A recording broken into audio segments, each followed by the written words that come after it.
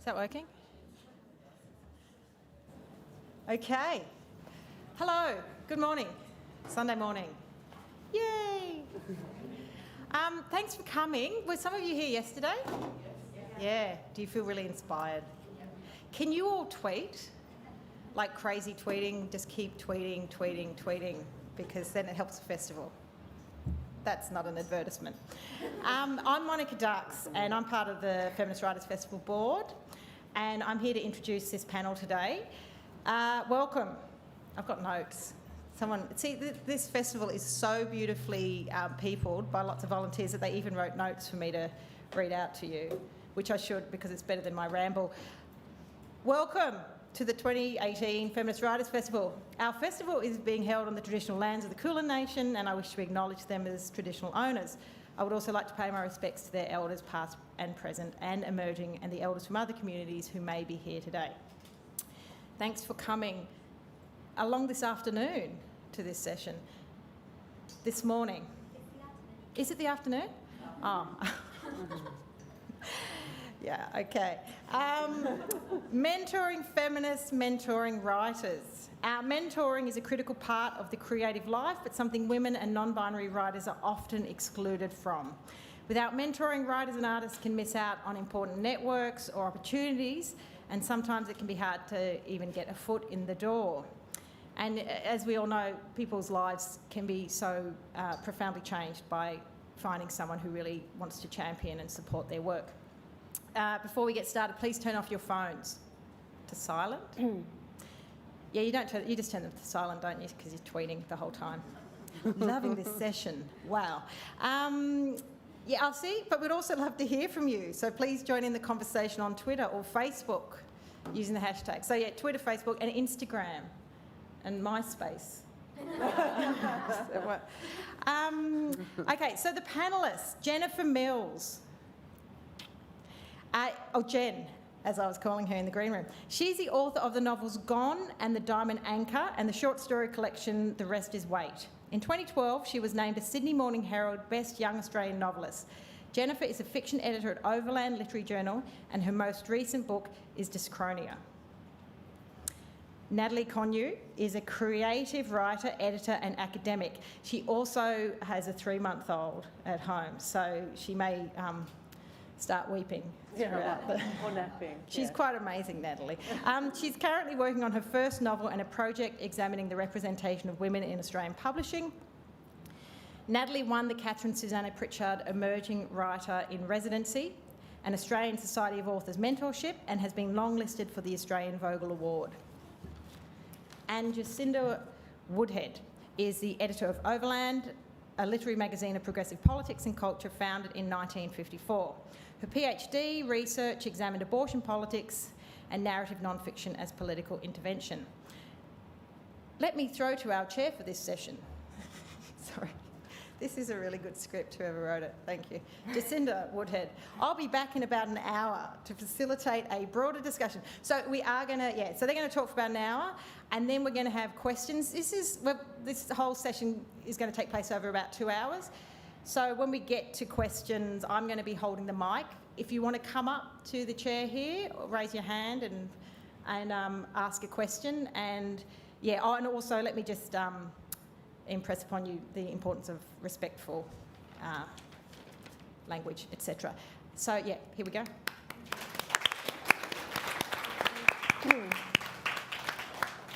Thank you, Monica. Thanks everyone for coming today. I've been thinking about the idea of mentoring a lot lately because of my own experiences of taking over Overland at the start of 2015. In retrospect, I wish I had had a mentor, that a woman who'd had a similar position at some stage as me had checked in periodically to see how it was going at the magazine. If I wanted to talk to or needed to debrief, or to say that, even just to tell me that the industry will work against you in many ways as a woman in quite a senior position. That your labour won't be seen, that your role will be viewed more as administrative than an artistic or editorial, unlike your male counterparts. That people will question how you got the role, why you deserve it, why you're paid, and so on. I have to say the only people who actively reached out were the women academics in creative writing at Victoria University, one of whom was Natalie, and they took me out to lunch. They would come by the office regularly and ask, basically those things, and we'd share all kinds of information, and that support was really important to me. I think that sexism by its very nature means that white men are acting as mentors for each other already, which I think explains much of the nepotism that you see happening in the arts and literature more generally. But it's not just white men. I think it's everybody's role that when asked for writers, commissions, ideas, people to participate in panels, many people will put forward those recognisable names, and those recognisable names are often men, mostly white, who are usually already have plenty of opportunities in literature. I also think that without mentoring, people are reliant on their current networks. So if you're already excluded, this is exacerbated. And I think I'm really championing at the moment this idea of active mentoring, which is kind of the same as active editing or reading. So if you don't actively do something to counter the biases that we have, they just keep happening. So in summary, I think we need more opportunities for formal and informal mentoring, because I want to see the landscape of the arts and literature and its discriminatory practices continue to change. So that's my introduction, really, to the panel and what I was thinking about. But I'm so excited to have Jen and Nat here today, because they're both phenomenal writers and editors, but also fantastic people who are really generous with their time and reaching out to other people. So I'm really curious to hear what their thoughts are on some of these ideas. Jen, I know you had an experience in mentoring that you wanted to talk about. I don't know if you wanted to start with that. Yeah, sure. So when I was writing my first novel, The Diamond Anchor, which is a queer love story set in Wollongong, sounds great, doesn't it? Really selling it. But I was living in Alice Springs, and I didn't really know anything much about the literary industry. I'd not sort of been involved in any sort of institutional writing stuff in Sydney, apart from university level stuff. And then I'd been travelling and hoboing around the world and ended up moving to Alice Springs, and it was in Alice that I really found a good creative kind of context that supported the work that I was doing, and where I was able to sort of take myself seriously as a writer, I suppose. But the part of that was the Northern Territory Writers Centre, who were just really fantastic and programmed me in events and helped me find other writers around the place. And so I applied to their mentorship program that they were running. And I had a manuscript at that point that I was ready to work, but I just, when you're starting out with a book, you don't know if you're on the right track. Turns out, with the fourth book, you still don't know if you're on the right track about 90% of the time. But I didn't know that then, and I didn't have the experience to trust my own instincts. So I was really looking for someone who would be able to just guide me, give me a bit of advice, maybe, read the work, and just let me know whether I was on the right path or not. So I applied for this mentorship program, and I was successful. And my mentor was an older fellow who lived in another state. And I met with him once when he was visiting Alice Springs. And he seemed like a nice fellow, like he was pretty decent bloke. But I sent him my work, and then I didn't hear from him for a few weeks. So then I would email him again, and he would send me little messages like, oh yeah, I'm getting to it. And he had an academic job, and he was also mentoring the writing program in the Alice Springs jail at the time. And so me being a young innocent writer, without wanting to be too demanding or put pressure on this poor fellow who was very busy, I stepped back and I thought, well, he's obviously, giving priority to these writers in prison who probably really need the support. I probably know what I'm doing. I can probably work it out on my own. So I kind of let this whole situation slide quite a while. And then I was at an event, and I was chatting to the woman who was running the literary program, the writing program in the Alice Springs jail. And I said, oh, how's the mentoring going with the fellas? Because I've been having a bit of trouble getting communication happening with this guy. And she said, actually, he's been ignoring all of our messages, and the guys in jail have just been writing increasingly vile and horrible stories in the hope of getting his attention. And she was really struggling because she was coming up with all of these murders, and they were just getting worse and worse. And I said, geez, Lenny, I wish I'd thought of that. So I guess the reason that I wanted to tell that story is because the people that I found in Alice Springs that ended up working as my mentors and my peers weren't the people that I found through this formal channel. They were the people who were in the Northern Territory Writers Centre organising this kind of thing. They were my colleague at Bachelor who was the teacher of that prison program. They were the friends that I met in that context, and my peers who were able to help me take myself seriously as a writer. And I think sometimes we look to these very formal structures for mentoring when actually the people that we need or the relationship that we need is a little bit more distributed in the people around us. I think that's a great point, and you said a phrase a couple of times, taking yourself seriously as a writer, and I think for those of us who are women writers or non-binary writers, that taking yourself seriously as a writer is made very difficult by the industry that we're in, because it is so masculine, it is so white, it is so heteronormative, it is so middle class. Honestly, the Australian writing industry is a joke. Am I allowed to say that? It's, you have to be incredibly privileged, I think, to start. And if you're very privileged, I think you're kind of starting at a different place from the rest of us. And I was really touched when I met Jacinda during the week, and she said to me that she thought of me as a mentor, and I'm going to blush because I had never thought of myself in that way. And I think one of the things we get caught up with in mentorship is what you described, the elder statesperson who is supposed to guide us through, the trials and tribulations of the industry and look out for our work. I sometimes think that kind of mentorship, like you, doesn't work. It's so artificial. When I think of my own experiences in looking for mentors for myself, and the advice I would give everyone in the room is to find people whose work you really admire, who you have things in common with. So for me, I have someone I would consider a mentor, and I have a lot of people who I would consider to be critical friends. So people who will read my work, people who will comment, people who will encourage me. And I don't think that's any less valuable than, an elder person who knows the industry. Which is not to say that we shouldn't think about that as well. I don't know, I think to be a feminist writer is to have a responsibility, and you and I were talking about this, towards mentoring or being a mentor or a mentee.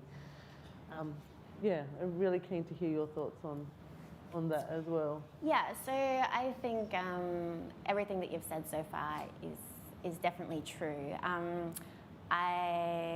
Earlier I was reading this discussion on LitHub, which I'm sure many of you may be familiar with the site, between a number of women editors, and I think this came out after the incident at the Paris Review, where it turned out, does anyone remember, where the editor, I can't remember if he resigned or was fired, after it turned out that he'd been sexually harassing women writers and stuff for a long time. And so I think there's discussion started among all these women editors and writers about what had helped them in the industry, and one of them said, described what she thinks mentoring is, and she said, although we don't usually think of it in this way, mentorship involves taking risks and means sticking your neck out for an unproven talent, introducing junior colleagues or students to people who are powerful in your own world, promoting someone to grow into a job, publishing a piece that has a few lingering problems because the author's voice is important.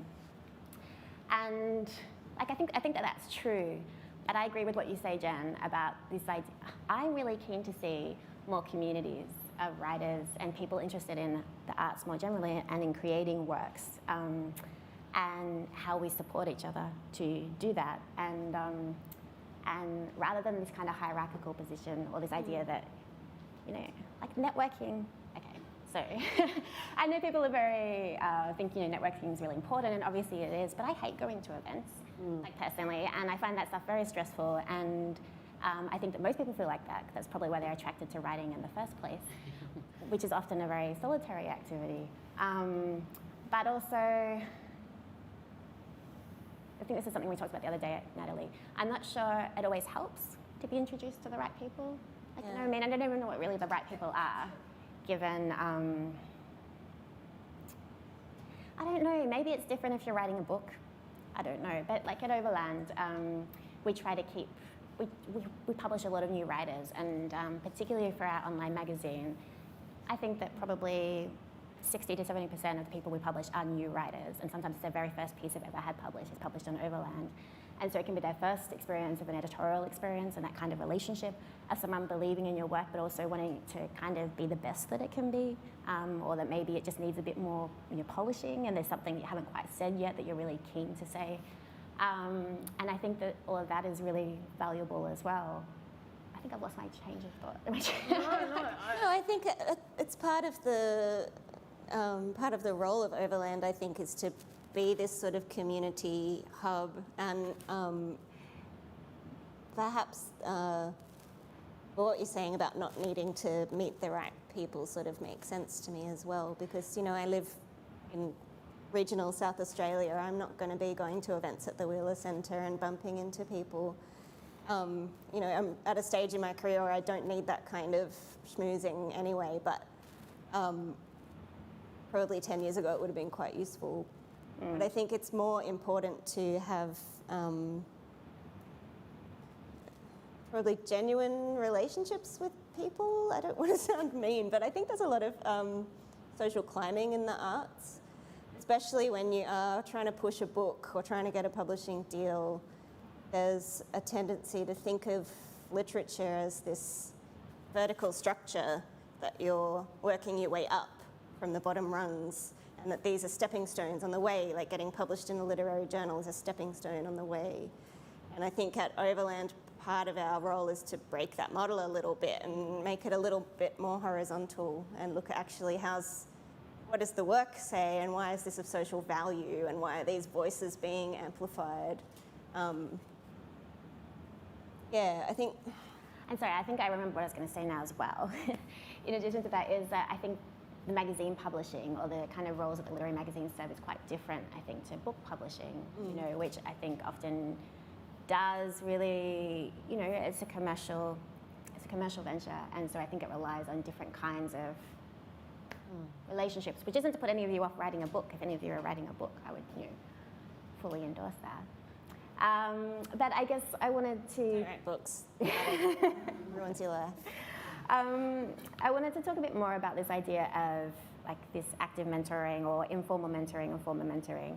At Overland, we did recently start a mentoring program, which is part of our Writers in Residence program. So we got funding a couple of years ago to run 2 different Writers in Residence programs for writers we felt were underrepresented in broader publishing. And so one was for a woman writer who is the sole caregiver of children, and the other one was for a First Nations writer. And so both of those are finished now, but what it did was provide a stipend for the writer, an office space for 3 months that has, you know, a desk and computer facilities and free printing and that sort of thing, and is based at VU with all these wonderful supportive academics and writers, and so to give these writers a community, like space there and access to other people working, you know, in literature and publishing and writing, but also this mentoring aspect, which was with the first residency, it was with Alison Croghan, who's an incredible writer, and the second one was with Alan Van Nierven, and that residency is just finishing up now. I think that I made some notes about this because I think it's really important that when we talk about mentoring,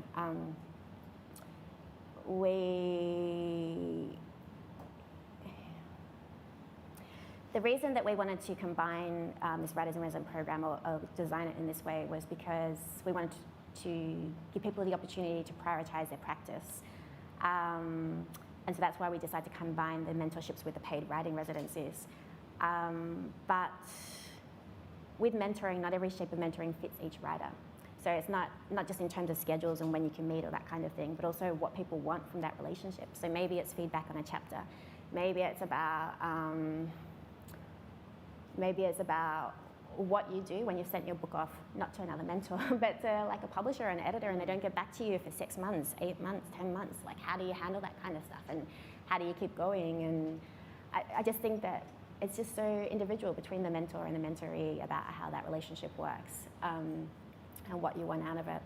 Actually, I should also mention, if I can just briefly plug, that we have an event coming up at the Emerging Writers Festival, which is the current resident, Laniak Besson and Alan Van Niven, talking about mentoring and what they've done in that relationship. And I think that will be really valuable because Alan Van Niven's done a lot of mentoring. It's incredible.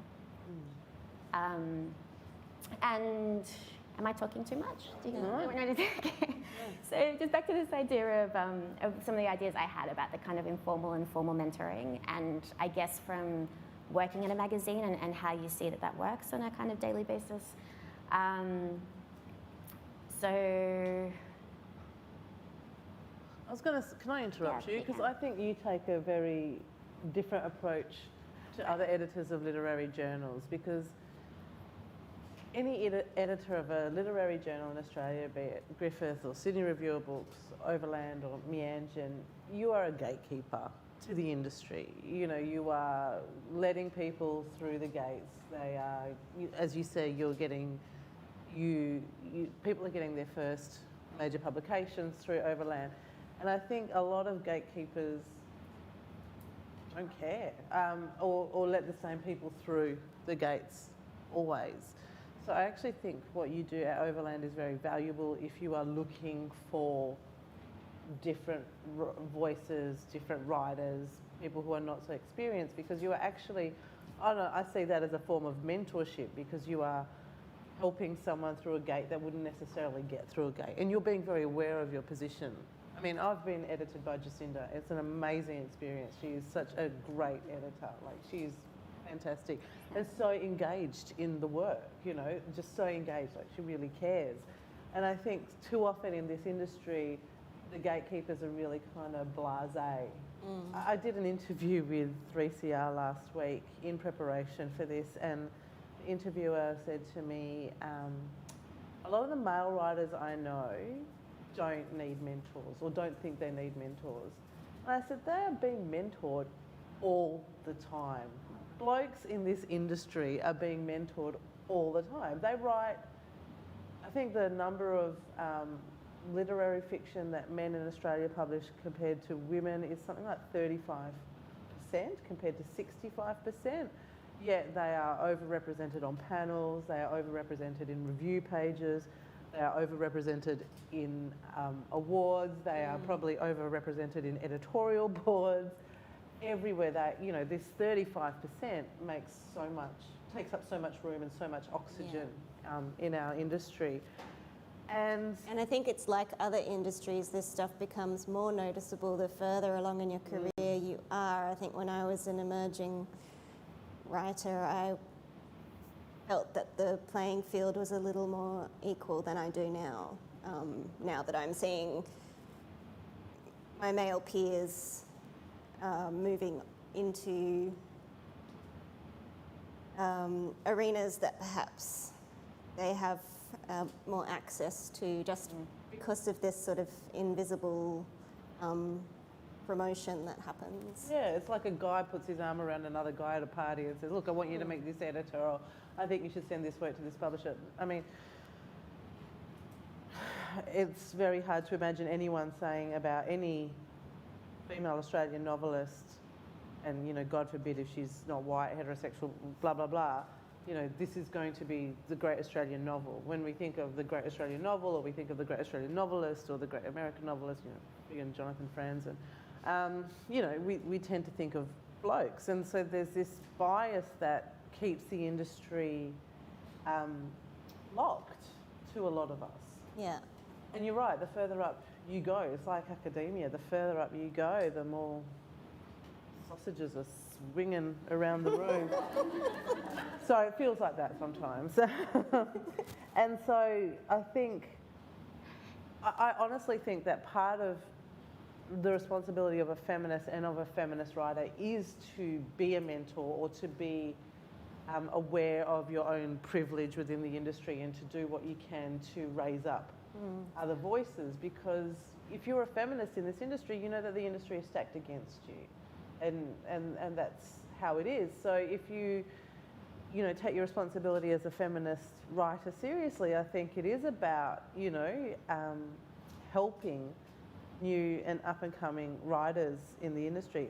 So in terms of mentorship myself, as I said, I have mentors and people I would consider critical friends and writing groups. But a couple of years ago at VU, a friend and I, the woman I would consider to be my mentor, Enza Gandolfo, who's just released a book called The Bridge, a novel about the Westgate Bridge, and I've started reading it. It's fucking fantastic, so I urge you all to find it. She and I sat and said, you know what, we need a feminist research network at this university. We need someone to highlight the work that feminist researchers are doing, because there are so many of us in disparate fields and we're all getting forgotten because, in engineering, these guys are being highlighted, or in literature, these guys are being highlighted. So we need an organisation to do that. So we set about, launching this, getting women who wanted to be on the committee, that, the board or the committee. We decided to call ourselves a board because we thought if we were a group of men, we'd be calling ourselves a board, so let's be a board, not a committee. So we got a whole bunch of women on the board, and one of the first things we thought to institutionalise was a mentorship program, because academia is one of those industries, just like writing, where the further up you go, the more you are aware of the bias that is against you as a woman academic. And so, we set this mentorship up, and it was enormously useful. It had a huge uptake. People all around the university, went for this program and got mentors and mentees. And I mean, I got a mentor who was a professor. She researches in medical ethics, so different field, but we are so similar. So whoever paired us up was just amazing. But to know, for me, to have a woman that I can go to and say, hey, I'm having trouble with this, how would you do it? And whenever I go and see Deb, she's just like in her office, opens the door, yep, let's sit down and chat, I don't care, half an hour, this is what I do, If I was going for promotion, yeah, send me your CV, I'll have a look at your CV, I'll tell you what you need to highlight. And that was the other thing we did as well. We got the mentors to run promotion panels. So if you're going for academic promotion, it's like a friggin' 50-page, I'm not joking, a 50-page application, a lot of, bureaucratic terminology. You need someone to help you, translate. And so we would run sessions for women who were thinking of going for promotion, so that they would have a more experienced female academic helping them out. So I really think mentorship and feminism, go hand in hand. I think if you're, being responsible within your industry, you have to be aware of the biases around you and how you can help people through them. And I think that also you need to avoid repeating the same problems of supporting that patriarchy creates. If you're a cisgender heterosexual woman, you need to make sure that you're not only supporting other cisgender heterosexual women. If you're a white woman, you need to make sure that you're supporting women of colour, because I think being a woman, you need to be able to see that there's other structures that intersect with the gender problem. Absolutely. I remember reading an article, I think it was on Feminazi, and really it was a woman talking about, she was of Asian Australian descent, and I'm of Eurasian descent, so I completely understood when she was talking about people saying, where are you from? And you say, well, I'm from Perth. No, but where are you from? You want the name of the hospital? I mean, So they're getting at, you know, where do you come from? You look so exotic, you look so different, blah, blah, blah. And I thought it was just a really great piece, and it was really, yeah, it meant a lot to me. It was really pertinent. It was discussions I've had before, and I just shared it in, you know, a couple of secret binder groups that I'm in. And she contacted me and said, that was so amazing. Thank you for sharing this. Like, that was incredible. And it was like, oh my gosh, this is something that I can do for writers who are emerging, who've just started out. Because she was a young writer and she was emerging and she had just started out. And it meant a lot for someone who she had heard of in the industry to say, hey, you should all read this. This is fantastic. So I think there are things that we can do that I think don't take much time. No, I think there's things you can start to do like immediately today. And like one of the things I think is when somebody asks you, you know, do you know, like people ask me, they do ask me all the time, do you know a writer who could, you know, do you know a writer?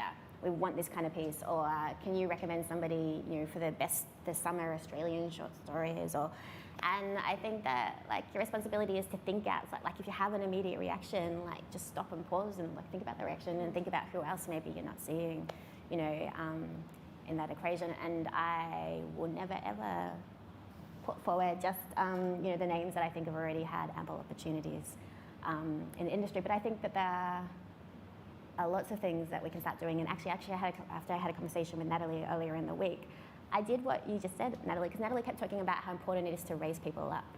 And I think that not only is writing isolating because it's often a solitary activity and it's often done at your computer, or sometimes people do it in a cafe, but mostly people work at home in the spaces they can find, you know, to work. And the other day, Natalie kept talking about raising people up. And so I thought about this really good piece that we just published on Overland, and it made me see this law and order, SVU, differently that I'd never thought about before. SUV, SVU. Anyway, I shared it on the Binders Bill of Australian Women Writers because I said this was a really great piece, you know, and this person really excited me and made me think about these books that I need to read and just what those kind of, I don't know, what those cultural things do for people and audiences. And so all these other people went and read the work as a result. But then the person wrote to me and it really meant a lot to her. She hasn't had that much published and she really appreciated it. And I think it's easy to forget how important those things are, because I think writing can often feel like you're like shouting into a void. And it can be hard, like even really established writers don't necessarily have big audiences. You know, in Australia you can publish a book and maybe sell 1,000 copies. And that's something that's taken you years, you know, to work on. And so I think audiences do matter, and I think that kind of support does matter. Sorry, Jen. I was nowhere talking about you. But yeah, so I think, starting with those kind of, just making those active decisions about what you can personally do. And if you want to mentor, I think I'd like to talk about what we think the kind of steps are that you can go and find somebody, because sometimes it can be really difficult to reach out. Like when I said earlier about starting at Overland, I probably could have tried to contact somebody else who I thought could, but I didn't really know how to start or how to do that. And also sometimes you just feel really paranoid about these kind of sexist things you notice, or the difficulties you're having, and you think, well, other people probably don't have those difficulties. They're just better at it or more suited to it than you are. And yeah, so do you have any ideas for how people might either start supporting people more? I just want to reinforce your point about being able to ask for help first, because I think that that's really important. You know, I'm open to mentoring people, but if nobody approaches me and says, hey, I need a mentor, then that relationship's not just going to, I'm not just going to find these people on my own, you know, unless I go through a writer's centre or some other structure. So I think in my almost 6 years as Overland fiction editor, just anecdotally, young men are much better at asking for help than young women. I think girls are raised to be nice rather than successful, to value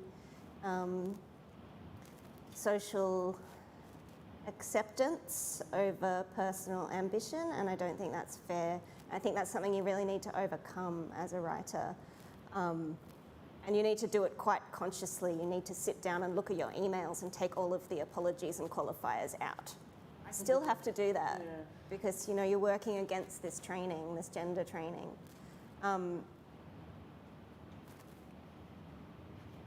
yeah, I think I'll stop there. No, I think a lot of people who are probably here are at the stage where they would like to ask for help. Am I right? And it can be really hard to ask for help. And one of I talked about Enza being a mentor to me, and that relationship evolved quite naturally. We were very lucky that we worked together, but I read her work, I read her academic work, I read her creative work. We sat across from each other at meetings, we have very similar research interests, we collaborate. We're now at a point where we collaborate together on projects. And I think one of the tricks for me, or one of the biggest tips I could say, is find someone whose work you really admire and who really resonates with you, because the chances are then for the mentor is they're really interested in your work because it's similar to theirs, or you're tackling the same issues, or you're asking the same questions. So there are, the relationship becomes less hierarchical as you go. So you establish much more of an equal footing as you go along. So I think that's really important. Don't just find someone in the industry who looks impressive on paper. Don't just like call Geraldine Brooks out of the blue and say, hey. Although, it must have worked for Hannah Kent. Yeah, exactly. Find someone who you've actually got, you're asking the same questions, you're bothered by the same things, you have the same preoccupations, whose work you admire, not only professionally but personally. I think that's really important, because then they're going to be more interested in your work as well, I think. Because I think being asked to be a mentor can be intimidating for people. Yeah, I think absolutely. And when Jacinda told me I was one of her mentors, I was like, whoa. You keep mentioning that. I am so way underqualified to be anyone's mentor, let alone, the editor of Overland, being one of your informal mentors.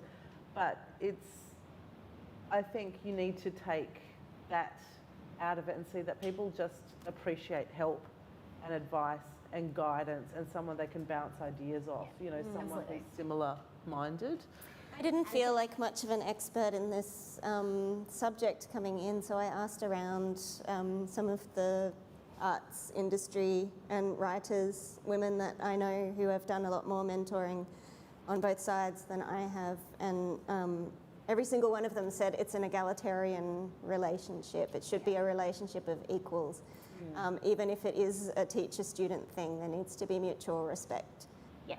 So that kind of thing is quite hard to manufacture, I think. Yeah, absolutely. And also, I had an experience recently where last week, it was the last week of our current intern being in the office with Sheeta. And she is amazing, and unfortunately she's not here today, I don't think. But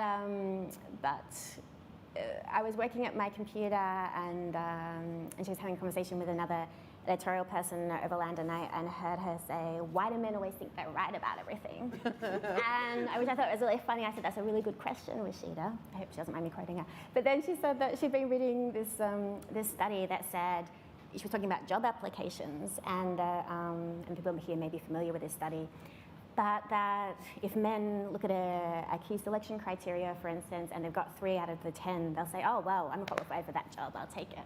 Whereas women will look at, and they only have 8 or 9, and so they're like, oh, wow, that's not for me. And I think, like everyone else has said here today, and probably over the entire festival, that we are trained to think like that, and not feel like you're enough. And there are obvious reasons, obvious systemic reasons for that. And it's taken a while, but recently, I think I felt braver, like corresponding. Sometimes I have to correspond with ridiculously famous or well-known people, who write incredible emails.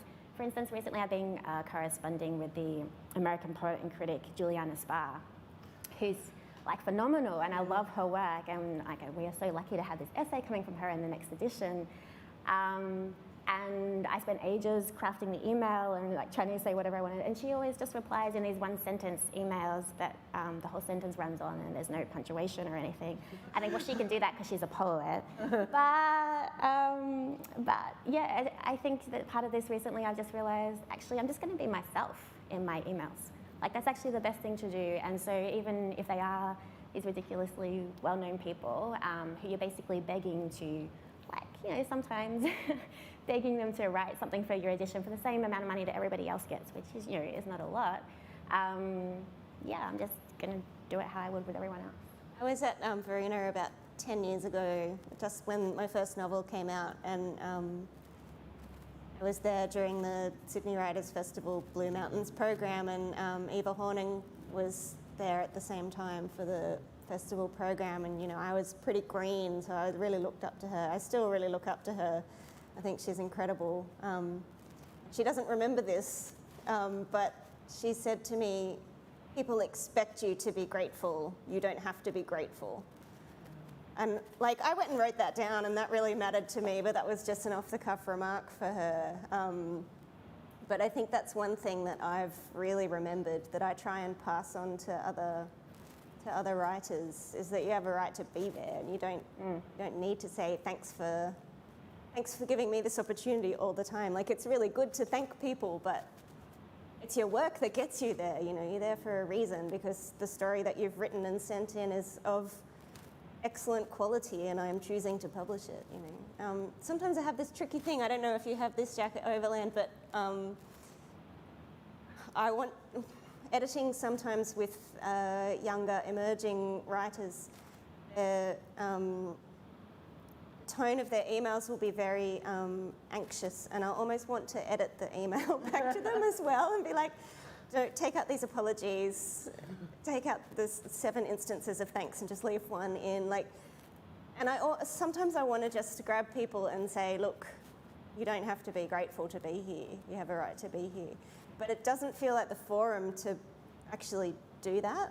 So I'm not sure if you have the same kind of experience. Yeah, no, absolutely. And recently I had an experience with a younger white male writer who was a fairly new writer, but I'd taken his piece ages ago, and then I just kept putting it on the back burner because there was all this other stuff to do, and so I kept thinking, oh, I'll get to it in the future, and then some time passed, and he kept emailing me, and he's so polite. He's like, I'm so sorry to bother you, but would you mind, are you still going to publish my piece? And then eventually he called me, and then I realized like I'd really left it too long, and then I had to get onto it.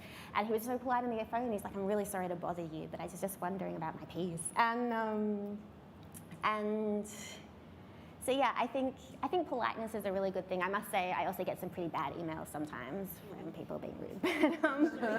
But also, I just think that, you know, appreciating that other people are human beings with feelings, and the egalitarian, I completely agree. Just because you know, you happen to work at a magazine or happen to have 3 books published, obviously that doesn't make you any different to anybody who wants to have a book published, you know, or wants to work at a magazine.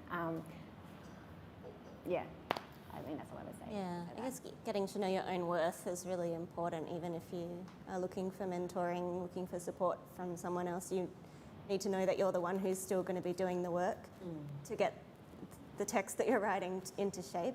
You're the one. They're not going to be sitting there saying, this is how you write this way.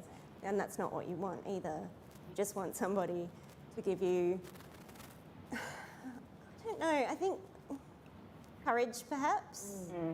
I have not had much luck with formal mentoring or formal networks. I don't have an academic job. I don't really thrive in an institutional setting, as I was saying to Nat before, but like Overland's my closest thing to sort of an institution.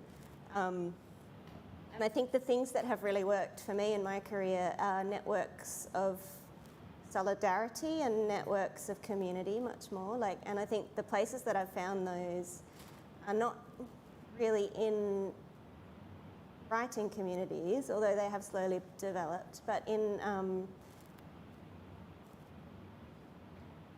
like queer kinship kind of networks. Like my queer family is where I find a lot of my courage, solidarity, people that relate to the challenges that I face maybe, and also in like regional arts communities can be really amazing and really strong, and people across platforms will really support each other's work in a way. Like probably more of my friends, close friends, are visual artists than writers, and I think that the challenges are really different, but like in terms of sustaining a creative career and dealing with just the emotional labour of writing and looking after yourself and all the other shit that you need to be able to manage. Like, look at it as a way of kind of building longevity and sustainability rather than like achievement success kind of models.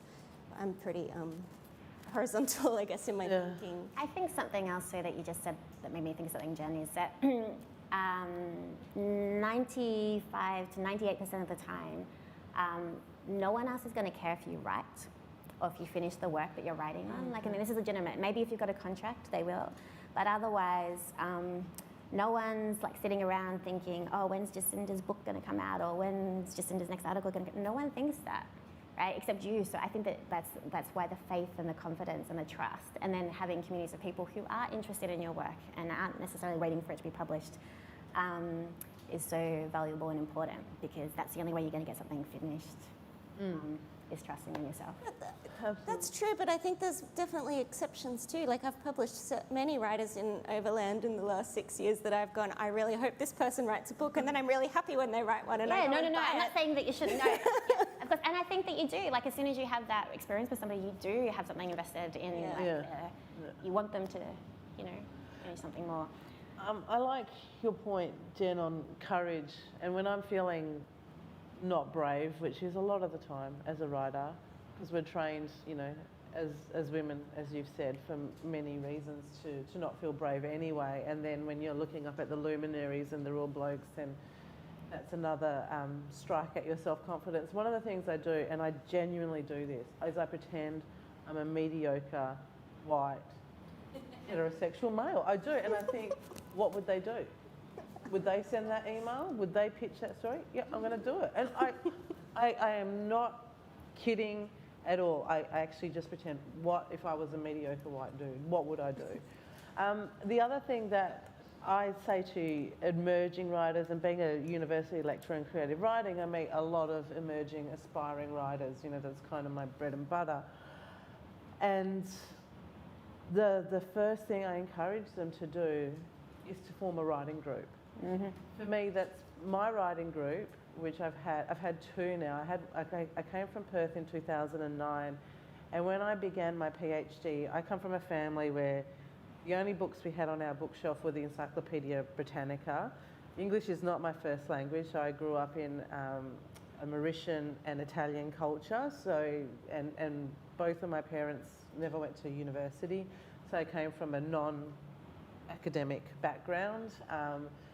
And I decided that I was going to do a PhD because I wanted to. And one of the first things I did was grab a group of women that I had been, going through honours or undergrad or sessional teaching with, and I said, will you be in my writing group?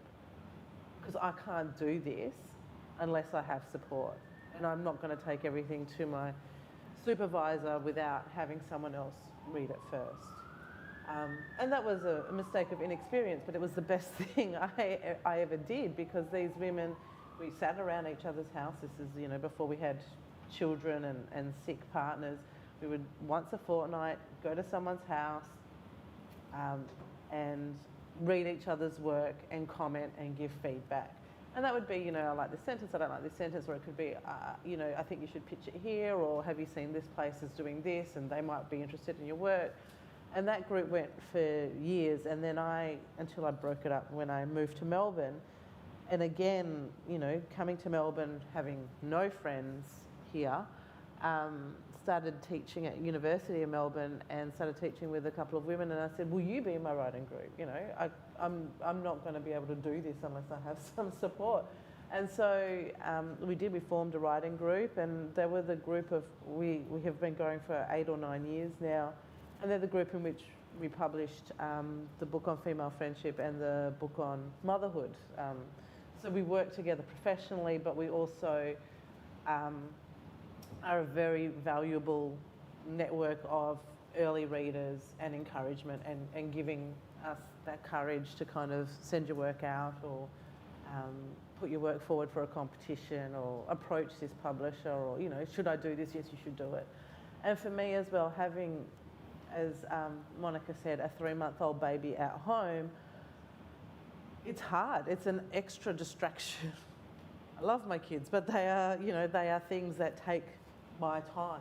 They take a lot of my time and attention, and God love them, that's what you have to do, and you're mostly happy to do that, but there's always that part of you which would rather be writing or reading, if you're looking at another dirty bum, or you're having a conversation with your 4-year-old about, no, Mr. Nobody doesn't have a key to our house, no, I don't know who Mr. Nobody is, can't shrink himself and get under the mat like you think he can. When you're having these conversations, all these women... He's busy writing his literary bestseller. Yeah, exactly. She probably respects that, right? But, having women who are negotiating, we've all had kids, all at the same time, though we're not all heterosexual writers. And, so we have all different methods of... Actually, we all have the same method of parenting, which is I'd rather be watching TV right now than hanging out with my kids. But having a group of women who understand that particular challenge, to me, has been really important. Having women who understand that particular challenge of finding the time to sit down and write or to sit down and read. And so one of the things that we talked about is how do you do this? How do you juggle this? And so I've come up with this idea. I don't even know if it was me who came up with it. We have 2 hours every weekend at a cafe, just me, no kids.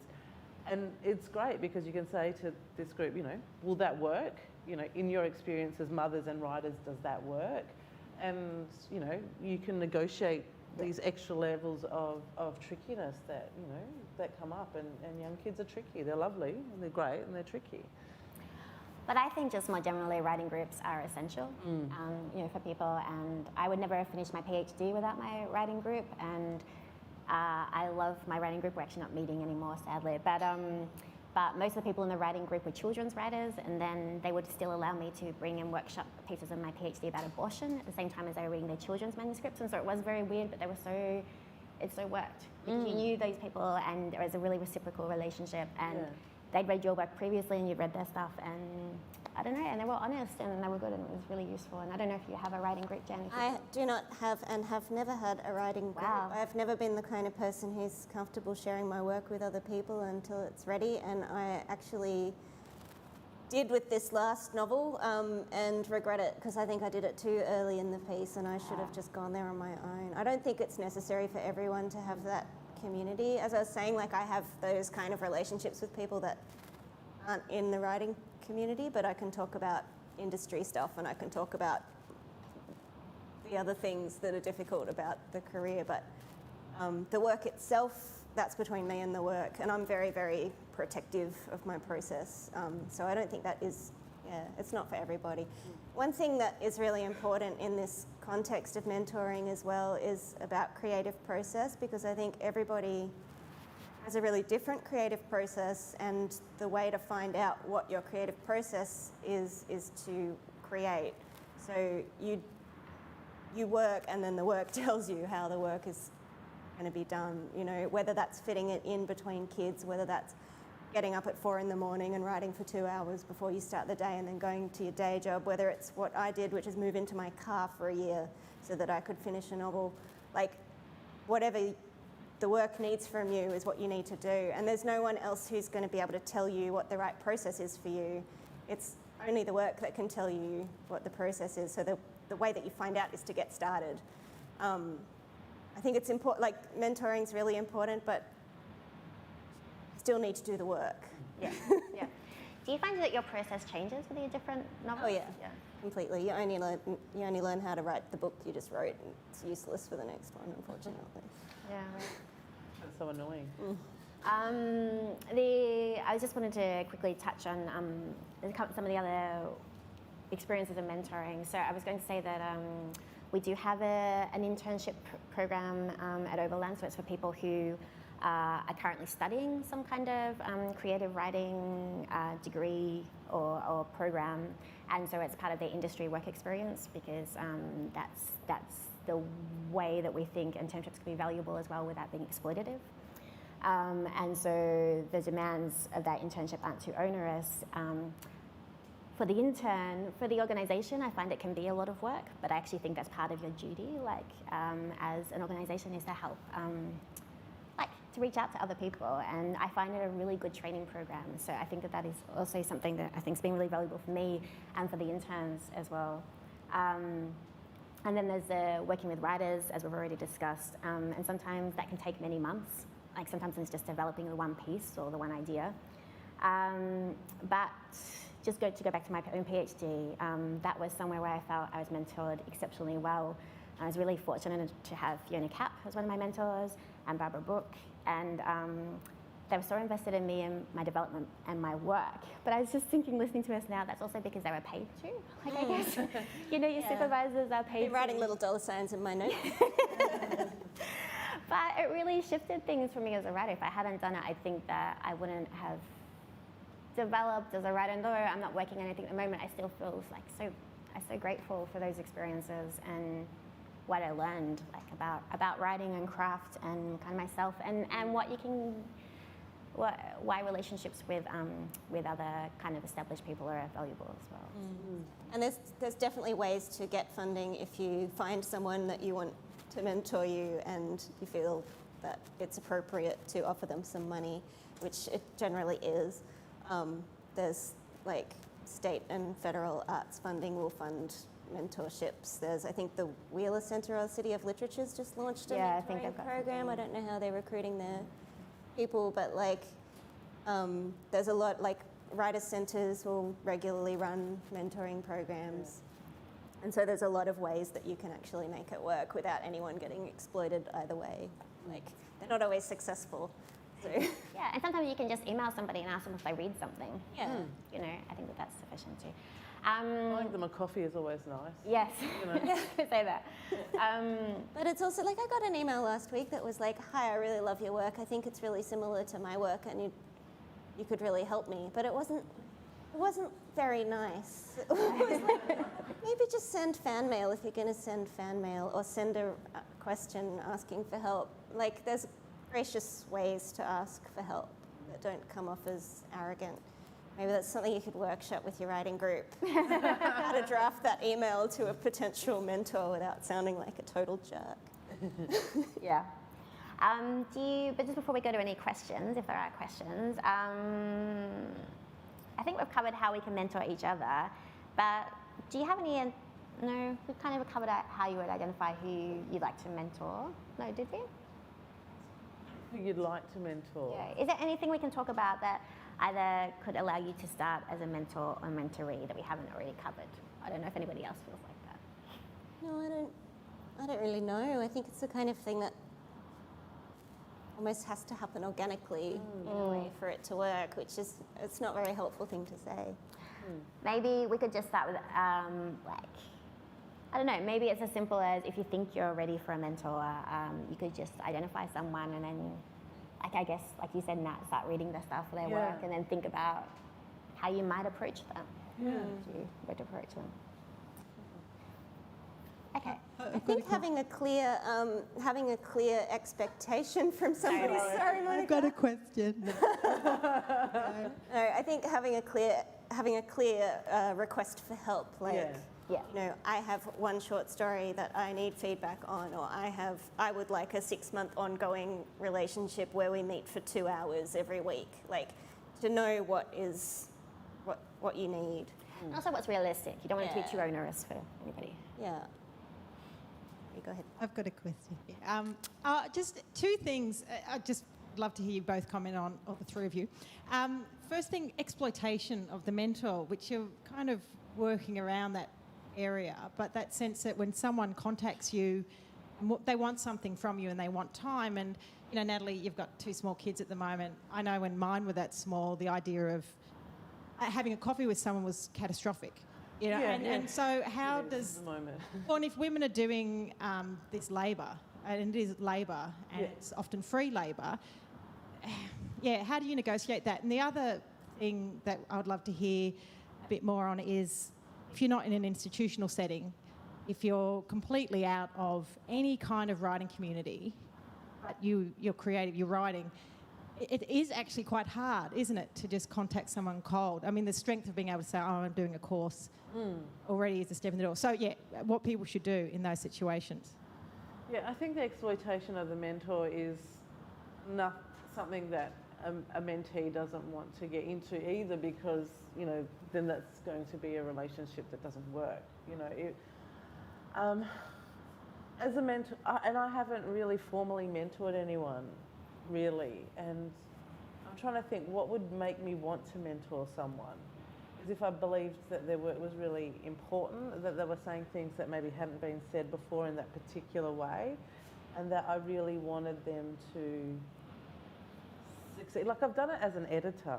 I remember when we did Just Between Us, we were so disappointed at how white and middle-bred that book ended up being. Like, it was great. It was a fantastic book, and it was a great experience to do it. But when it came to Mothers and Others, we were like, no, fuck this. We want brown women, we want Indigenous women, we want lots of queer women, we want, you know, non-cisgendered people. We want a whole range of stories, because we see it as our responsibility to do that. And that's easier than getting into a mentorship one-on-one. I think one of the formal mentorships I did was through Australian Society of Authors. And I'm pretty sure, you know, that was a paid gig. So I think if you're not working together, if the relationship doesn't evolve organically, but you still want to give back, then I think it's appropriate in those instances for a mentor to be paid, you know, because it is their time and their expertise. And we do hear a lot about women giving emotional, you know, doing more emotional labour. It's I've heard of that. It's so unavoidable in this industry, though, for women to not do that, to not expend that emotional labour, right? Between the formal and the informal mentoring as well, because if it is a formal expectation and then you see it as labour, whereas I think that the informal thing is more like as like an exchange, and it's like, you know, that people have looked out for you in the past, or you wish they looked out for you more. You know, I don't know. I just see it as part of being a literary citizen, like, and that's. Yeah, I like that. I think that's a mentality that you have that I really respect about you, Jacinda, is this idea of citizenship and being a good literary citizen. I think that's something that I've learnt to do better from you as well. From working Yes, me too. Thank you. Absolutely. And what was the second part of your question? If you're not in an institutional setting and you have no access to any of those networks that are often quite hard to get into, particularly when you're a writer. So, yeah, what people would do to... I think it's better to approach via literary journals, writers' centres, writers' groups. Go to events if you can, like go to poetry readings, and if someone's work resonates with you, approach them and say, I really like your work. Like, don't start with an expectation that someone's going to help you, but start from a moment of like, I have a great deal of respect for you. Like, start a conversation about the work itself, not about your needs or your ego. It's also about curiosity, isn't it? Like, you're curious about other people's work and the events as well. So yeah, again, it's not just about your work, it's about how it fits in that kind of greater... And ask, absolutely. Ask questions about how people got to where they are. Like, you know, if somebody sent me an email cold saying, can you help me, like, randomly with my work that I know nothing about, then I'm not going to be able to answer that because I don't know what their expectations are. But if somebody sent me an email saying, so, hey, how did you become fiction editor at Overland? How did that happen for you? Or how does it work being a regional writer? I'll probably quite happily go back and forth like 3 or 4 emails and have a conversation with somebody about that. If there's a particular subject that I feel I have experience in, like, I like the part of writing where I'm sharing knowledge with other people. And I've found that most writers I know, even if they don't know me from a bar of soap and I email them cold, most people will respond in a fairly generous and friendly manner to a genuine question. Because it's been so hard for everyone to get to where they are. I think any kind of tricks or tips or anything that you can share is really good. And I think you know, it plays against this notion that is so patriarchal, but that invades our system, which is that you only get to where you are if you're really brilliant or you're really great or, you know. Or you're really mean, I think. Yeah. It's really unfortunate. Yeah, exactly. And sometimes as a woman writer, you feel like there's only so much oxygen for us, right? So there's that sense. I think the industry wants us to think, not you, but, you know, the broader industry wants us to think that we're all competing with each other. And what I've learned over time is that we're actually not, you know.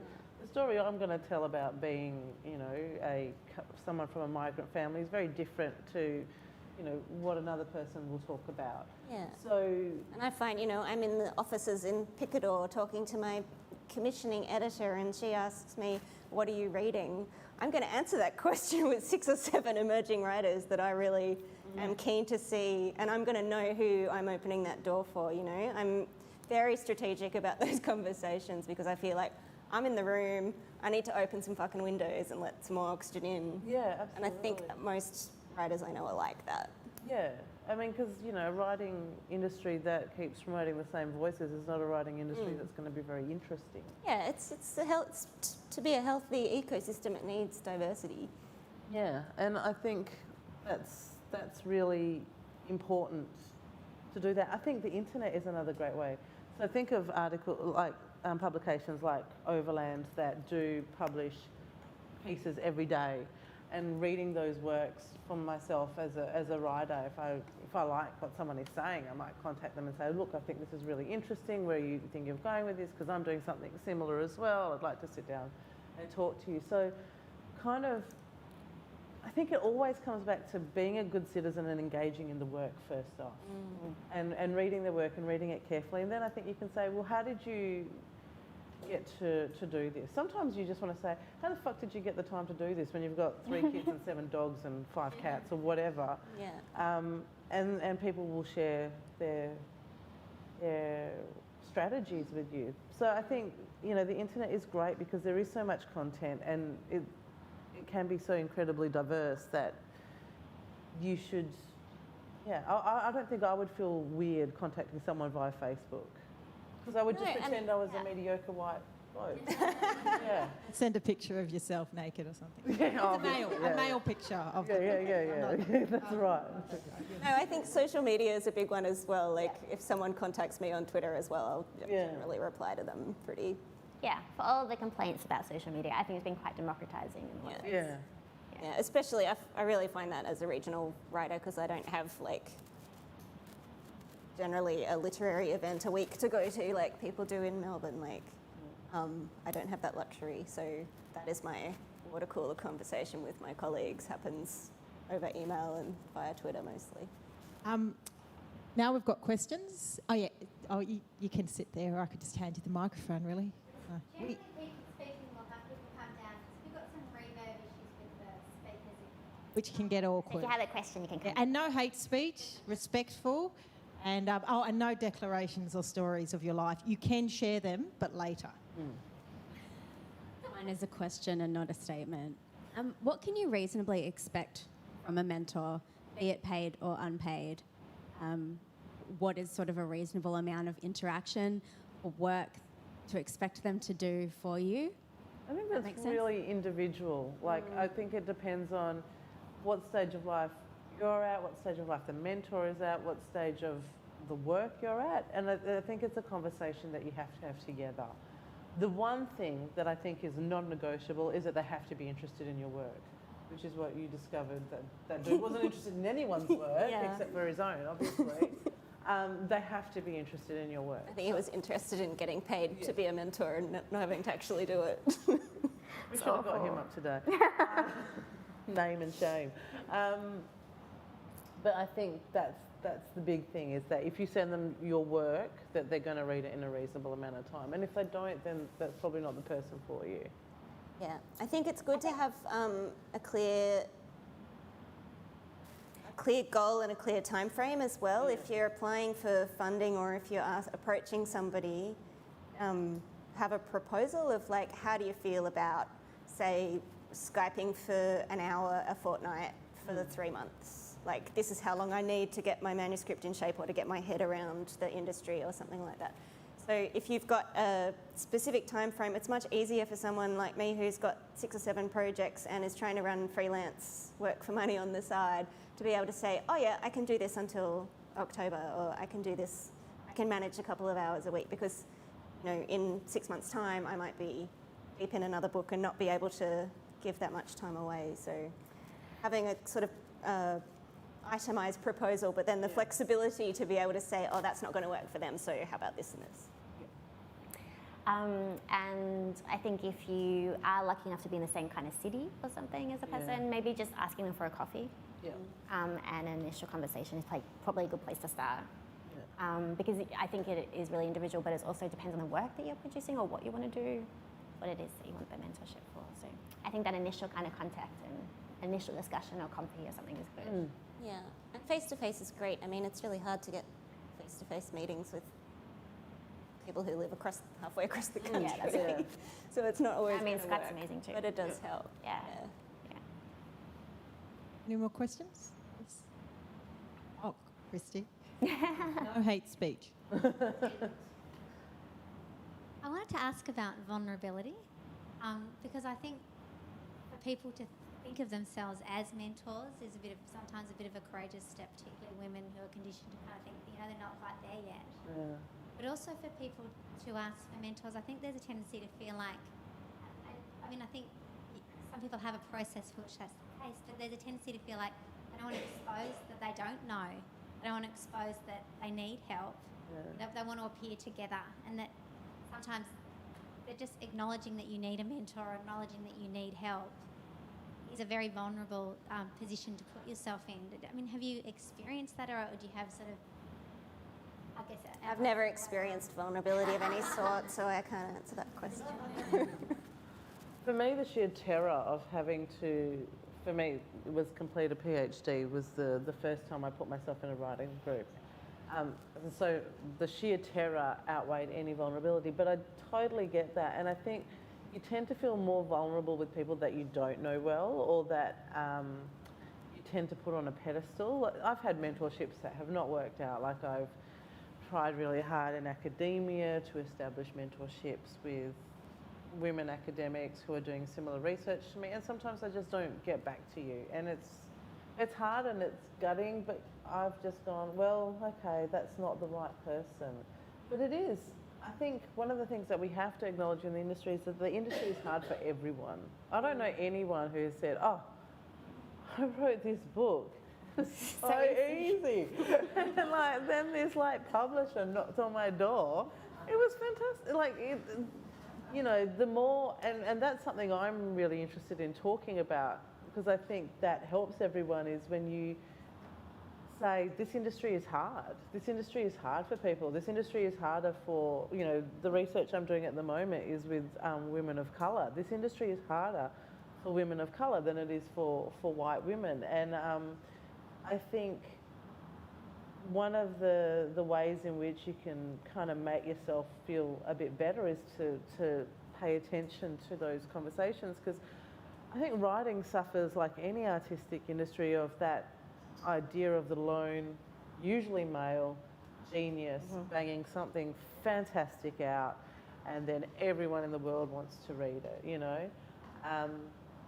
It's a horrible idea that permeates. Yeah, and I wonder a lot if of what that we do. is also sometimes what's connected to the vulnerability, is this idea of what stage the work needs to be at. And not long ago, we published in Overland this essay, which I think was just great, called "We Need More Mediocre Women Artists." And I recommend that everyone go and read it, because I'm actually okay being mediocre. Like, I'm actually okay not being a literary genius, or, you know, that's like the majority of the world. Like, that's okay for me. And so I also think that actually, yeah, most literature, like, you know, I think you've got to believe in the work that you're doing, and you've got to love it, and you've got to think it's important. But it's okay if it's a genre novel about, you know, I don't want to say anything bad because I like genre. I don't know. You know, it's okay if it's, I don't know, what's some great literary genius? I can't think of any off the top of my head. But you know, they Virginia exist. Woolf, I'm if sure. you're not Virginia Yeah, Woolf you're or not Toni Virginia Woolf. Morrison, or, you know, because only Virginia Woolf and Toni Morrison are Virginia Woolf and Toni Morrison. Yeah, they've already done it. Yeah, exactly. So I think, yeah, for me, kind of, and there's no kind of greater,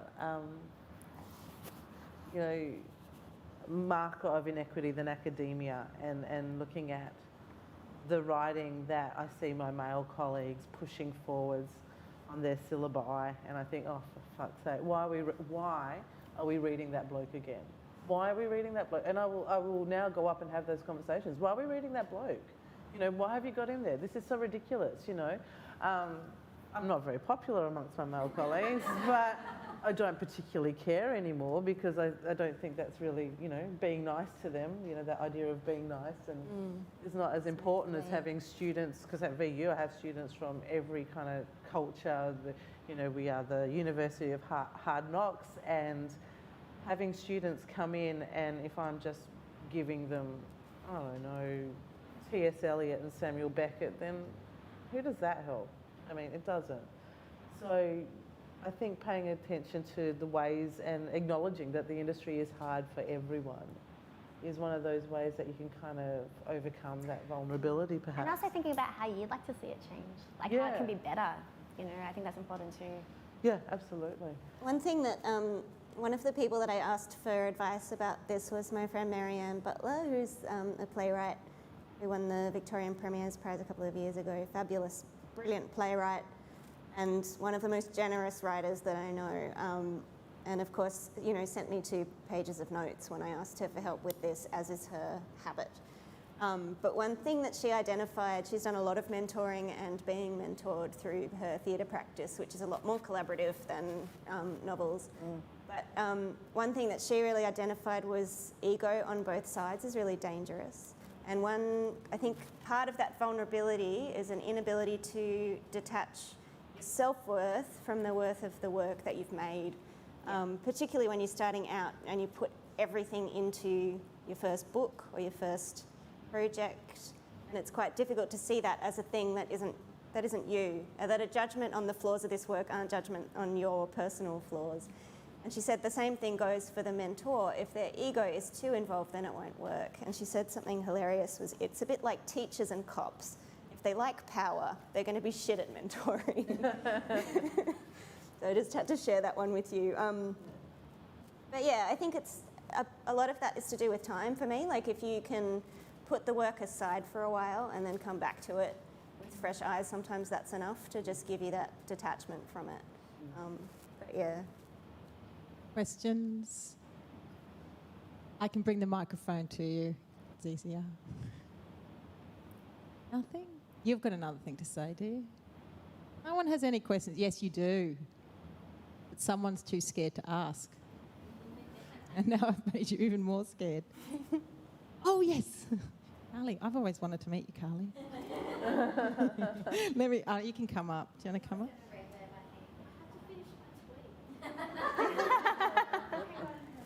Live tweeting your own question. How do you manage the expectations as a mentor when people come to you, you're really busy, and there's been occasions where I've been yelled at by people, mostly online, for being unable to help because I can't. You know, it's either time or emotional labour, or they're asking me to recommend them a doctor or something, or diagnose them. Yeah, I don't know, I've not really had that problem. Maybe I just have a really aloof and standoffish personality that people find me really unapproachable, and that's my defence system. A little sea anemone. I think you just, that's shit that's happened to you. Yeah. That's the last thing you want to do to your mentor is yell at them. Yeah. That's bad menteeing. I think just being really honest and saying, look, at the moment, I could only do, you know, I could read 1,000 words per month, and that's all I can do. And if you need something more than that, then you should look for someone else. And maybe you could recommend someone if you know, but don't do the research for them, is what I would say. I also think you should just feel okay to say no. I'm sorry. Yeah, I'm sorry. I can't. But yes, gorgeous. But I know that a number of us are on the Women Full of the Binders, and I think there's other community groups on Facebook and stuff as well of writers. And I think that those places can also be useful because often, you know, if you are looking for somebody, you can go there and put it there instead of just relying on one person who you've identified as being your mentor and maybe they haven't got the time. But I think that that's a really useful space as well. I know not everyone's on Facebook, but it can be really useful for, you know, for people and making connections or just getting ideas for how to approach things differently as well, which can be useful. Yeah. Thank you. Anything else? Oh, Yeah, I was wondering about self-publishing, like if someone writes something that hasn't been done before. I'm specifically thinking of my sister that is studying something that is very new and she wants to look up at mentors, but it hasn't been done, and she sent her work but has had no reply. And I was wondering if it's possible to like decide to just self-publish yourself and how difficult that might be. Absolutely. And self-publishing is actually one of the areas where it's really easy to find help and advice online because a lot of people who have done it are really ready to share their experiences through their blogs and websites and other forums about what's worked for them. In fact, South Australian Writers Centre is running a whole self-publishing seminar in a couple of weeks, I think. Which doesn't help you if you're in Victoria. But like there's a lot of information about what works for people and what doesn't. So I think it's probably easier to approach another self-published writer for help and mentoring than it is to approach someone who's published by Penguin or something. Yeah. Yeah, I mean, I think there's lots of avenues to self-publish these days. I guess it depends what kind of audience they're trying to reach, your sister. And is it an academic work or? Yeah, yeah. no, not really. Right. It's in positive psychology. Yeah. But applied in like her own experience and how she's studying in London and it's positive psychology. But it's like something new and the program is only taught in 3 places in the world. Right. Okay. Well, yeah, I mean, that seems to me like something that could easily gain an audience like through self-publication, but I don't know a lot about self-publishing, so I think Jen's idea is really good about just, because there is so much information about it, particularly online, so I'd suggest that for them. Yeah, and some really amazing writers have self-published, like Virginia Woolf is self-published, you know. Doesn't get better than that. Yeah, in my opinion, you know, I love her work. I think she's amazing. But, you know, I think we, can feel a bit vulnerable about self-publishing. I don't think we need to. yeah. Well, now we've got a line of people. That's exciting. Hi, my name is Chidem. I have 2 questions actually. One is, I learned English when I was mid-20s, so English is my second language. My background is actually writing for screen, that's my background. Also, I write short stories as well. But I know I do make a lot of mistakes, grammar mistakes. Sometimes I do get help from friends. They can help me if it's short. It's not always possible to get help always, and I don't have really budget to pay someone always to do proofreading at this stage. So how's that important? Like that really affects my confidence. Like, should I send this my work to someone else? Stuff like that. So what you can tell about that? Firstly, congratulations for learning another language in your 20s. That is friggin' hard, and that you can speak and write in it is incredible to me, like amazing. I don't know if one of the things I learned when I was doing, I think it was Just Between Us, is how rough some of the work came to us from some of the authors. And I, you know, as an emerging writer, was like, every comma has to be in place or no one is going to take me seriously, you know, that kind of pressure you put on yourself. So I think talk to anyone that you're pitching your work to, just be open and honest Yes. with them, you know, and just say, this is the situation. This is my second language, which I learned in my 20s, and I'll wait for your applause and then I'll get back to you. To my question, but I think being open and honest, I think it's so hard, and I think being open and honest about that is really important, because a lot of editors are not looking, and certainly we weren't with those books, we were looking for the stories rather than the polished pieces. So I think good editors are really willing, and I know Jacinda is a good editor, really willing to work with the author to get the piece to where it needs to be, if they think the piece is important and has things, you know, things to say. So, and I always read the cover letters that come with our submissions. So all our submissions are online, but I always read them, and they always offer extra context. Well, if somebody writes them, they always offer extra context. So I think that that's fine. But I do wonder if you've thought about a writing group, if that's something that you would be open to, if you know any other writers or even just a couple of friends who may be interested. Yes, I had in the past, but we kind of stopped. No, they continued, but it just somehow they didn't want me to be included in the group. I don't know the reason. It just, yeah. Yeah, well, that's awful, but it does happen. It's happened to me previously in the past. But I would just say find some new people who you connect with, because I think that when it comes to this, I don't know. I just think it might be useful for you. And also, I just wanted to add that perfection is really overrated. The English language is imperfect everywhere you look. It's a hybrid beast. It's like constructed of all of these other historic languages within it, and there's a lot of beauty in imperfect, so-called imperfect English. And I think a good editor will bring that voice out, that personal style that you find, being able to, you know, repair mistakes, but also being able to celebrate the diversity within English. That's something that you should value in your own work. and some journals I know in Australia take work written in other languages. So I think Peril is one that takes work in other languages. The Lifted Brow has a translation editor as well. Yeah, Offset at VU takes work in other languages. So I think, you know, look for those journals as well that encourage multilingual submissions. Yeah. Yes, second question is, I have already written pieces. They're just sitting on my computer, and I'm so hesitant to send them somewhere to publish. So, any suggestion to overcome this fear? So I have a bit fear. So this is where I have the disappointing news. You just have to be courageous, because as an editor, like, we reject 90% of the work that comes in, because, you know, we only have 4 issues of a print magazine and this daily online magazine, but still we have so many pieces that are submitted to us. And so rejection is part of the writing life. And I think that you've got to not take it personally.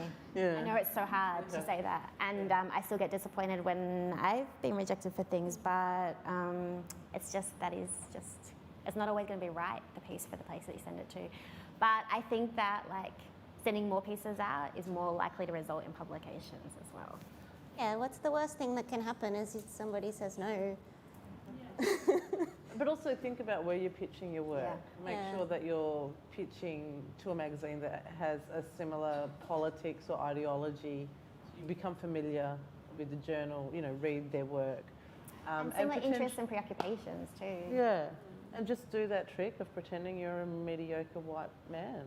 What would he do? What would He would not wait until everything's perfect before he started submitting. Is that also, though, your role as editor, in that when you have an editor who rejects you but does it in a way that's so supportive, can make all the difference? Absolutely.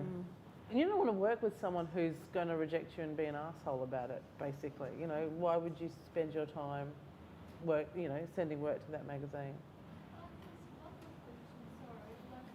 Would it be okay to ask someone, you know, if they reject your work, can you ask them reason, or can you ask them for feedback? You can, and sometimes it will work, and sometimes they just won't have the time to get back to you.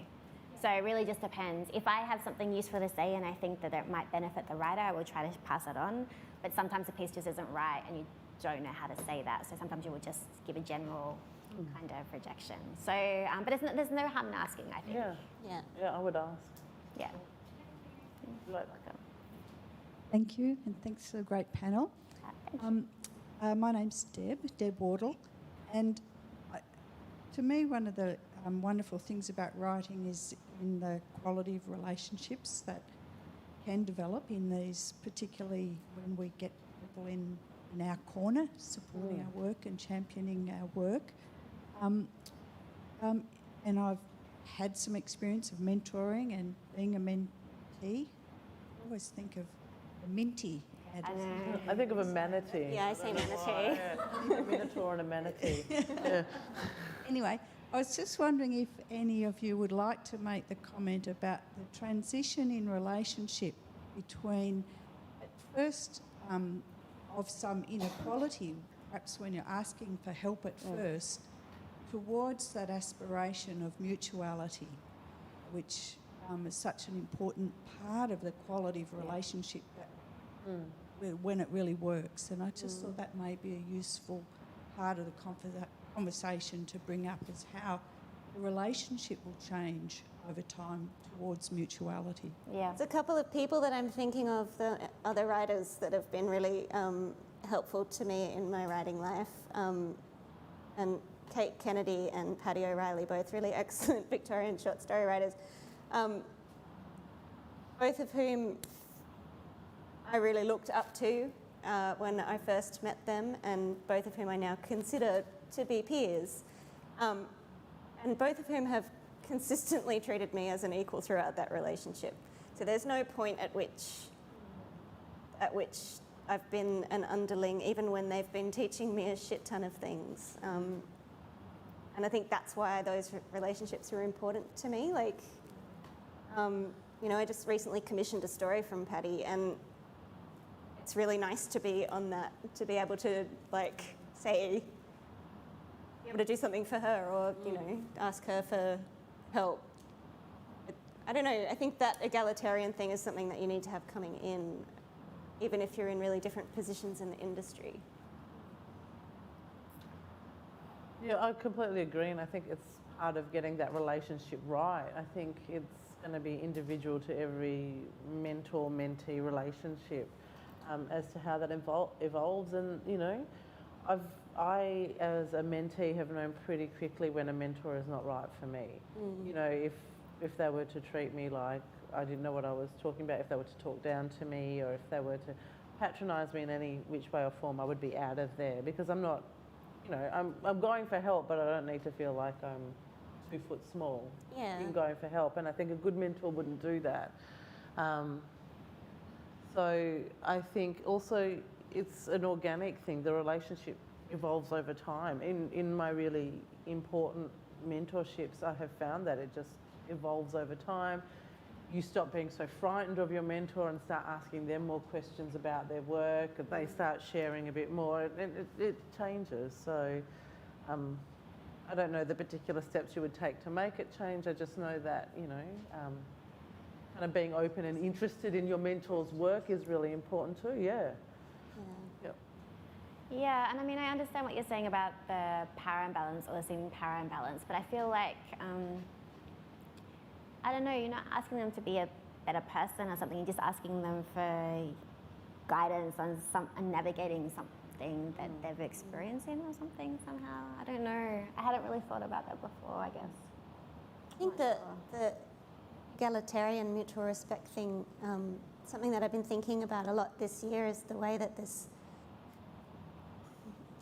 the literary industry, this sort of business that we run around and try and accomplish things in, is actually just one layer of something that goes much deeper, the roots of which are a really reciprocal culture, and that there's a much older kind of system underpinning everything that we do, and that the model for those support networks is not actually about mentoring as much as it is about friendship and peer support and cooperation. One last question? No? You have 10 seconds. I think that's probably it then. Can I say something before we finish, Monica? Yeah, you can. Okay, thanks. Jacinda and I, when we met last week, we were talking about how we wanted the session to end, and one of the things I think happens in a session like this is everyone's like, yeah, I'm so pumped, I'm going to get a mentor, I'm going to do this, and then people get terrified and then they don't. So we really wanted to encourage people in the room to just to go out and to read and to think about what you need and what you want and who you think can help, and hopefully the way we've talked about things, you won't feel so intimidated to go out and to seek help, because if someone is busy, they'll just say, I'm busy and I can't do it, you know, and they might say, I have a colleague who's on leave, or I have a colleague who's doing this.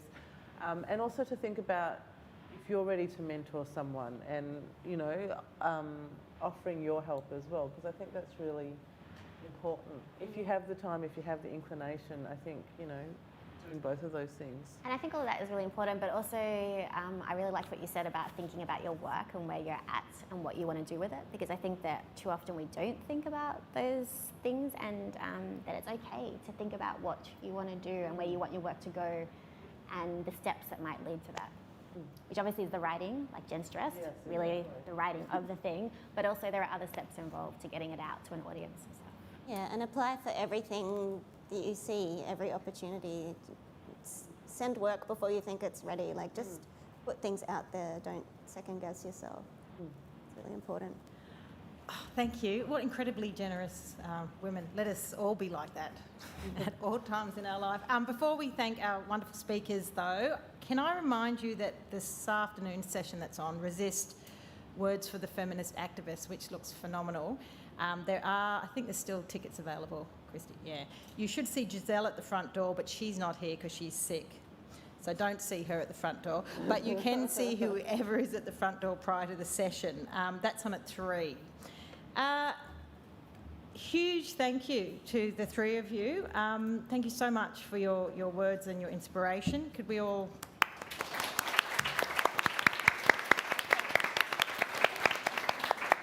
I also want to thank the Victorian Government just for being here, for getting things moving. No, they've been really good actually about the festival. They have been really good if they're here, and always. And thank you to our venue partner, the Queen Vic Women's Centre. They've been really generous and fabulous to work with.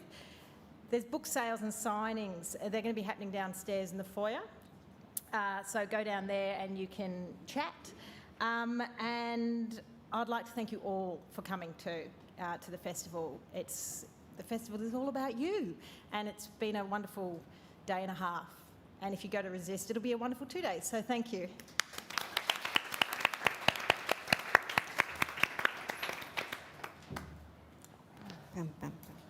Thanks, guys.